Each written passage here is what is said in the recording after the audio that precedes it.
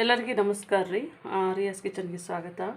ಇವತ್ತು ನೀವು ನೋಡ್ತಾ ಇರ್ಬೋದು, ಇವತ್ತು ಬೇಳೆ ಇಲ್ಲಾರ್ದೇನೆ ಈರುಳ್ಳಿ ಒಳಗೆ ಒಂದು ಸಾಂಬಾರನ್ನು ಮಾಡಿ ತೋರಿಸ್ತೀವಿ. ಇದು ನೋಡ್ಬೋದು ನೀವು, ಸಣ್ಣದು ಸಾಂಬಾರು ಈರುಳ್ಳಿ ಅಂತ ಬರುತ್ತೆ. ಇದು ಒಂದು ಸ್ವಲ್ಪ ಕಾಸ್ಟ್ಲಿ ಆಗಿರುತ್ತೆ. ಅಂದರೆ ನಾವು ತಂದಿದ್ದು ಒಂದು 60 ರೂಪಾಯಿ ಕೆ ಜಿ. ಇದು 1 ಕೆ ಜಿ ಸುಮಾರು ಬರುತ್ತೆ. ಇದು ಒಂದು 100 ಗ್ರಾಮ್ನಷ್ಟು ನಾನು ಈರುಳ್ಳಿಯನ್ನು ತೊಗೊಂಡಿದ್ದೇನೆ. ಸಾಂಬಾರು ಈರುಳ್ಳಿ ಸಾಂಬಾರು ತುಂಬ ಟೇಸ್ಟ್ ಆಗುತ್ತೆ. ಇದು ಸಿಪ್ಪೆ ತೆಗಿಬೇಕಾದ್ರೂ ಏನು ಕಷ್ಟ ಇಲ್ಲ ರೀ. ನಾವು ಇದು ಹಿಂದೆ ಮುಂದೆ ಕಟ್ ಮಾಡ್ಕೊಂಡು ನೀರಾಗಿ ಹಾಕಿದ್ರೆ ಸಾಕು, ಅದು ಬೇಗನೆ ಸಿಪ್ಪೆ ಬಿಟ್ಕೊಳ್ಳುತ್ತೆ. ಹಾಗಾಗಿ ಇದರದ್ದೇ ಒಂದು ಸಾಂಬಾರು ಮಾಡೋಕ್ಕೆ ನಾನು ಈಗ ಇದೇ ಸಾಂಬಾರು ಮಾಡಬೇಕಂಥೇಳಿ ತೊಗೊಂಡಿದ್ದೀನಿ. ತುಂಬ ಟೇಸ್ಟ್ ಆದಂಥ ಒಂದು ರುಚಿಯಾದಂಥ ಒಂದು ಈರುಳ್ಳಿ ಸಾಂಬಾರು. ಈಗ ಬೇಸಿಗೆ ಟೈಮ್ನಲ್ಲಿ ನೋಡಿರಿ, ನಮಗೆ ಇದು ತುಂಬ ಹೆಲ್ಪ್ ಆಗುತ್ತೆ ಈರುಳ್ಳಿ ಸಾಂಬಾರು, ಮತ್ತು ಟೇಸ್ಟ್ನೂ ಡಿಫ್ರೆಂಟ್ ಆಗಿರುತ್ತೆ. ಹಾಗಾಗಿ ಬೇಳೆ ಇರಲಾರ್ದೇ ಇದೊಂದು ಸಾಂಬಾರು ಮಾಡೋಣ. ಈಗ ನಾವು ಸ್ಟವನ್ನು ಹಚ್ಕೊಂಡು ಬಾಣಲಿಯನ್ನು ಇಟ್ಟಿದ್ದೇನೆ. ಈಗ ನಾವು ಸ್ಟವನ್ನು ಇಟ್ಕೊಂಡಿದ್ದೇವಲ್ರಿ, ನಮ್ಮದು ಬಾಣಲಿ ಬಿಸಿ ಆಗಿದೆ ನೋಡಿರಿ. ಇದಕ್ಕೆ ಒಂದು 2 ಸ್ಪೂನು ನಾನು ಆಯಿಲನ್ನು ಹಾಕ್ತಾಯಿದ್ದೇನೆ. ಅಂದರೆ ನಾವು ಮಸಾಲವನ್ನು ಇದರೊಳಗೆ ಫ್ರೈ ಮಾಡ್ಕೋಬೇಕಾಗುತ್ತೆ. ಹಾಗಾಗಿ ನಾನು ಇದನ್ನು ಸ್ವಲ್ಪ ಬಿಸಿ ಆದಾಗೆ ನೋಡಿರಿ, ಸ್ವಲ್ಪ ಮೆಂತ್ಯ, ಒಂದು 1/4 ಚಮಚದಕ್ಕಿಂತಲೂ ಕಡಿಮೆ ಮೆಂತ್ಯ ಹಾಕ್ತಾಯಿದ್ದೇನೆ. ಮೆಂತ್ಯ ಸ್ವಲ್ಪ ಫ್ರೈ ಆಗಬೇಕಾಗುತ್ತೆ. ಈಗ ನೋಡ್ಬೋದು ನಮ್ಮದು ಮೆಂತ್ಯ ಒಂಚೂರು ಕಲರ್ ಚೇಂಜ್ ಆಗಿದೆ ನೋಡಿರಿ. ಈ ಒಂದು ಕಲರ್ ಚೇಂಜ್ ಆದಾಗೆ ನಾನೀಗ 2.5 ಟೇಬಲ್ ಸ್ಪೂನಷ್ಟು ಧನಿಯಾ ಕಾಳನ್ನು ಹಾಕ್ಕೊಂಡಿದ್ದೇನೆ. ಈ ಧನಿಯಾ ಕಾಳು ಸ್ವಲ್ಪ ನಾವು ಎಣ್ಣೆಯಲ್ಲಿ ಫ್ರೈ ಮಾಡ್ಕೋಬೇಕಾಗತ್ತೆ. ನಾನು ಆಯಿಲು ಸನ್ಫ್ಲವರನ್ನು ಯೂಸ್ ಮಾಡಿದ್ದೇನೆ. ನೀವು ಬೇರೆದು ಯಾವುದಾದ್ರೂ ಯೂಸ್ ಮಾಡ್ಬೋದು. ಈಗ ಒಂಚೂರು ನಮ್ಮ ಧನಿಯಾ ಸ್ವಲ್ಪ ಕಲರ್ ಚೇಂಜ್ ಆಗಿದೆ. ಈ ಟೈಮ್ನಲ್ಲಿ ಇವಾಗ ನೋಡ್ಬೋದು ಕಾಳು ಮೆಣಸನ್ನು ಹಾಕೋತಾ ಇದ್ದೇನೆ. ಇದು ಒಂಚೂರು ನಾವು ಈ ಒಂದು 1/2 ಟೀ ಸ್ಪೂನಷ್ಟು ಕಾಳು ಮೆಣಸು ಹಾಕಿದ್ದೇನೆ ನಾನು. ಇದಕ್ಕೆ ಸಾಂಬಾರಿಗೆ ಸ್ವಲ್ಪ ಡಿಫ್ರೆಂಟ್ ಆದಂಥ ಮಸಾಲ ನೋಡ್ತಾ ಇದ್ದಿರ್ಬೋದು ನೀವು. ಇದು ಈರುಳ್ಳಿ ಸಾಂಬಾರಿಗೆ ಅಂಥೇಳಿ ಮಾಡುವಂಥದ್ದು. ನಮ್ಮದು ಸ್ವಲ್ಪ ಇದು ಫ್ರೈ ಆಗಿದೆ ಕಾಳು ಮೆಣಸು ನೋಡಿರಿ. ಈಗ ಫ್ರೈ ಆಗ್ತಾಯಿದ್ದಾಗೆ ನಾನು ಇಲ್ಲಿ 1 ಸ್ಪೂನು ಜೀರಿಗೆ ತೊಗೊಂಡಿದ್ದೇನೆ. ಜೀರಿಗೆನೂ ಸಹ ಇದ್ರ ಜೊತೆಗೆ ನಾನು ಫ್ರೈ ಮಾಡ್ಕೊತೀನಿ. ಇದು ಫ್ರೈ ಮಾಡಬೇಕಾದ್ರೂ ನೋಡಿರಿ, ಇದ್ರದ್ದು ಒಳ್ಳೆಯ ಒಂದು ಪರಿಮಳ ಬರುತ್ತೆ, ಘಮ ಘಮ. ನಾನು ಸ್ವಲ್ಪ ಸ್ಲೋ ಫ್ಲೇಮ್ನಲ್ಲೇ ಇಟ್ಕೊಂಡು ಇದನ್ನು ಫ್ರೈ ಮಾಡ್ತಾಯಿದ್ದೀನಿ. ಮತ್ತು ಹಾಗೆ ಇವಾಗ ನಾವು ತೆಂಗಿನಕಾಯನ್ನು ಕಟ್ ಮಾಡಿ ಇಟ್ಕೊಂಡಿದ್ದೀವಿ ನೋಡಿರಿ, ಅದನ್ನು ಸಹ ಹಾಕ್ತಾಯಿದ್ದೀನಿ. ಇದು ಸ್ವಲ್ಪನೇ ಜಸ್ಟ್ 1 ನಿಮಿಷಗಳ ಕಾಲ ನಾವು ಫ್ರೈ ಮಾಡ್ಕೊಂಡ್ರೆ ಸಾಕು. ಇದೇ ನಮಗೆ ಸಾಂಬಾರಿಗೆ ಬೇಕಾದದ್ದು. ಈಗ ನಾನು ಈರುಳ್ಳಿ ತೊಗೊಂಡೆ ನೋಡಿರಿ. ಈ ಈರುಳ್ಳಿ ಜಾಗದಲ್ಲಿ ನೀವು ತರಕಾರಿಗಳು ತೊಗೋಬೋದು.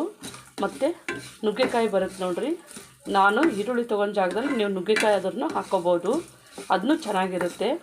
ಮತ್ತು ಎಲ್ಲ ತರಕಾರಿಗಳನ್ನು ಸೇರಿಸ್ನು ನೀವು ಈ ಥರ ಒಂದು ಸಾಂಬಾರು ಮಾಡ್ಕೋಬೋದು. ಬೇಳೆ ಹಾಕ್ಲಾರ್ದೇ ಈ ಒಂದು ಸಾಂಬಾರು ಮಾಡ್ಕೋಬೋದು. ಇವಾಗ ನಮ್ಮದು ಇದು ರೆಡಿಯಾಗಿದೆ ರೀ. ಈಗ ನಾನು ಸ್ಟವನ್ನು ಆಫ್ ಮಾಡ್ತಾಯಿದ್ದೇನೆ. ಸ್ವಲ್ಪ ಇದು ನಾನು ಮಿಕ್ಸಿಗೆ ಹಾಕೊಂಡು ಪೇಸ್ಟ್ ಥರನೇ ಮಾಡ್ಕೋತಾ ಇದ್ದೀನಿ.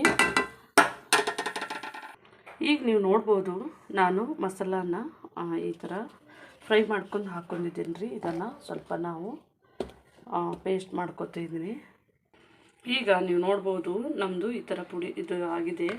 ನಾನು ಇದಕ್ಕೆ ಇನ್ನೊಂಚೂರು ನೀರು ಹಾಕ್ಕೋತಾ ಇದ್ದೀನಿ ರೀ. ಇದಕ್ಕೆ ಒಂದು ಸ್ವಲ್ಪ ನೀರು ಹಾಕ್ಕೊಂಡು ಇದು ಚೂರು ತುಂಬ ಇದು ಮಾಡಬೇಕು, ನೈಸಾಗಿ ಇದನ್ನು ಮಿಕ್ಸಿ ಮಾಡಬೇಕಾಗುತ್ತೆ. ನೀವು ನೋಡ್ಬೋದು ನಮ್ಮದು ಈ ಥರ ನಾನು ಪೇಸ್ಟ್ ಮಾಡ್ಕೊಂಡಿದ್ದೀನಿ ರೀ. ಈಗ ನಾವು ಈ ಪ್ಯಾನ್ಗೆ, ಈಗ ನಮ್ಮ ಪ್ಯಾನು ಬಿಸಿ ಮಾಡಿದ್ದೆ ನೋಡಿರಿ, ಇದಕ್ಕೆ ಒಂದು 2 ಟೇಬಲ್ ಸ್ಪೂನಷ್ಟು ಆಯಿಲನ್ನು ಹಾಕ್ಕೊಳ್ಳೋಣ. ನೀವು ಬೇಕಿದ್ದರೆ ಕೊಬ್ಬರಿ ಎಣ್ಣೆ ಬರ್ತದೆ ನೋಡಿರಿ, ಅದನ್ನು ಸಹ ಯೂಸ್ ಮಾಡ್ಬೋದು, ಚೆನ್ನಾಗಿರುತ್ತೆ. ಈಗ ನಮ್ಮದು ಎಣ್ಣೆ ಬಿಸಿ ಆಗಿದೆ ನೋಡಿರಿ. ಒಂದು 1/4 ಚಮಚದಷ್ಟು ಸಾಸಿವೆಯನ್ನು ಹಾಕ್ತಾಯಿದ್ದೇನೆ. ಸಾಸಿವೆ ಹಾಕೋದಾದ್ಮೇಲೆ ನೋಡಿರಿ ಕರಿಬೇವು ಸೊಪ್ಪು ಮತ್ತು ಒಣಮೆಣಸಿನ್ಕಾಯಿ ಹಾಕ್ತಾಯಿದ್ದೀನಿ. ಸ್ವಲ್ಪ ನಾವು ಇದನ್ನು ಬಾಡಿಸ್ಕೊಳ್ಳೋಣ. ಇದು ತುಂಬ ಈಸಿಯಾಗಿ ಮಾಡುವಂಥದ್ದು ರೀ. ಸ್ವಲ್ಪ ಹಸಿಮೆಣಸಿನ್ಕಾಯಿ ಹಾಕ್ತಾಯಿದ್ದೀನಿ. ಇದು ನಮಗೆ ಒಗ್ಗರಣೆಗೆ. ಈಗ ನಮ್ಮದು ಒಗ್ಗರಣೆ ಆಗಿದೆ ರೀ. ಇವಾಗ ನಾವು ಇಟ್ಕೊಂಡಿದ್ದೆ ನೋಡಿರಿ ಈರುಳ್ಳಿ.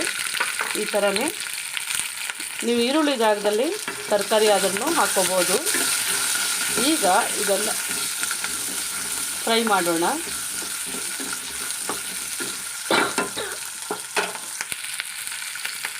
ಈಗ ನೀವು ನೋಡ್ಬೋದು ನಮ್ಮದು ಈರುಳ್ಳಿ ಒಂದು ಸ್ವಲ್ಪ ಕಲರ್ ಚೇಂಜ್ ಆಗಿದೆ. ಇವಾಗ ನಾನು ಇದಕ್ಕೆ ಒಂದು 1/4 ಟೀ ಸ್ಪೂನಷ್ಟು ಅರಿಶಿಣ ಹಾಕ್ತಾಯಿದ್ದೀನಿ. ಅರಿಶಿಣವನ್ನು ಹಾಕ್ಕೊಂಡಿದ್ದೇವಲ್ರಿ. ಈಗ ಸ್ವಲ್ಪ ನಾವು ಮಿಕ್ಸ್ ಮಾಡೋಣ. ಇವಾಗ ನಾನು ಇಲ್ಲಿ 1.5 ಟೇಬಲ್ ಸ್ಪೂನಷ್ಟು ಅಚ್ಚ ಖಾರದ ಪುಡಿ, ನೀವು ಯಾವತ್ತು ಖಾರದ ಪುಡಿ ಆದ್ರೂ ಆಗುತ್ತೆ.